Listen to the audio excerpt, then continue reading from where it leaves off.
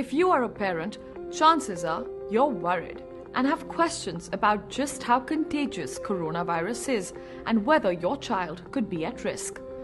Misinformation has cropped up across the internet since coronavirus, or COVID-19 as it's now called, began spreading.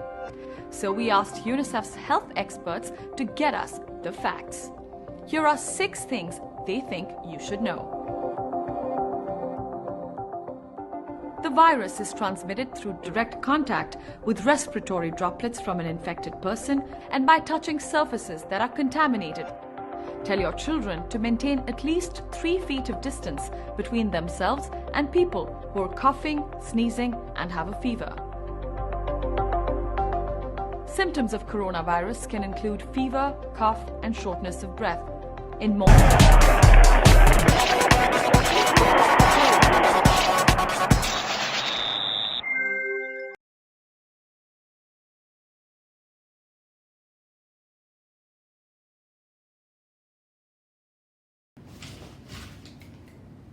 Hi viewers, and welcome to Vanguardlive. And of course, this is Vanguard Sports, and I'm Damilola Ogunshaki. And today we'll just be looking at some of the things going on in sports. And let's start with the deadly coronavirus, that's COVID-19, that is spreading all over the world. And COVID-19, we've had COVID-19 when it comes to politics, economy, but right now it's also affecting the sporting events. As several of the biggest sporting events across the globe are at risk as a coronavirus continues to spread. The novel coronavirus is threatening to disrupt sporting events around the world for months. So also a number of sporting fixtures have already been postponed, with Ireland's men and women Six Nations game against Italy in Dublin on March 7 and 8 that has now been put back. And as precaution, Ludogorets players turned up for the Europa League game against their wearing mask. Against Inter, they turned up wearing masks. And then the Serie A top of the table clash between Juventus and Inter was also postponed over the weekend of February 29 and March 1st, as authorities announced that 5 of the weekend top flight games will be played behind closed doors. Also, Japan J-League was also postponed matches, while Chinese Super League season had also been held off until the situation is put under control. And the World Athletics and Door Champions has been postponed until next year, having been scheduled to be held in Nanjing between March 13th to 15th. And we also have the Summer Olympics game in Tokyo that are also reportedly under serious threats.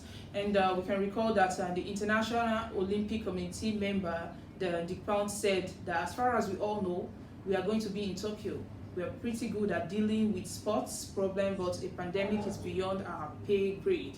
And we can also recall that he said that if it's going to be postponed, that it can never be cancelled. Everything is going to be postponed.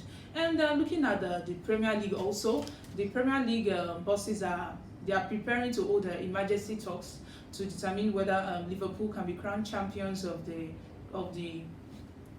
season if it is altered early because of the deadly COVID-19. And looking at this, doesn't need to be cancelled because Liverpool has really waited for about 30 years to get this close to winning the EPL Cup, and we are saying this now. And if this is actually postponed, I have someone in Vanguard, the online editor, who is going to be talking about this, who is really going to be saying this for months, complaining why they were not crowned. And but they are really looking at it and checking whether it's going to be cancelled. But the question is, if this is cancelled, what are going to be the reactions of the fans? As as the coach club was saying that it's just the reporters that are just writing stories. That if it is going to be cancelled, who is going to play next year? Who is going to be looking at it next year? But what's your reaction to this? If it is cancelled, will they be crowned? What's your reaction? You can put it in the comment section.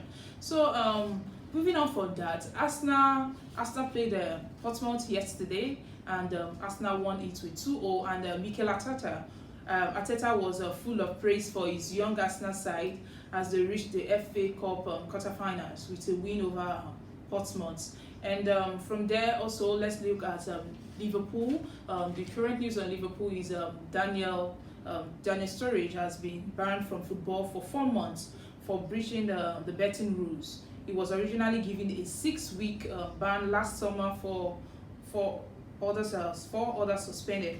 It was announced yesterday that Sturridge contract with Turkish side Trabzonspor had been terminated by a mutual agreement, and the former Man City and Chelsea forward most recent English appearance came as a substitute in a World Cup qualifier against Lithuania in October 2017. So Sturridge has been suspended from all football and football-related activities until the end of June 17. And we also have Chelsea. Chelsea will be hosting Liverpool in the FA Cup tonight in Stamford Bridge. And with both sides entering the tie following a poor result in the Premier League last week. We can recall that Watford really trashed Liverpool last week with 3-0, and they suffered their first league defeat this season as they were stunned 3-0 by strugglers Watford on Saturday, while Chelsea were forced to rescue a 2-2 draw. And as a key question, that is heading up now, the team's fifth round FA Cup fixtures on Tuesday will be how each manager looks to respond to the weekend's results.